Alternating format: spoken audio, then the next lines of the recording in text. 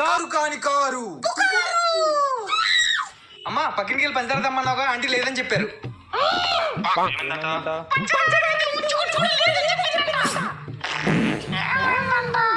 పంచదార చంప పగిలిద్దంట.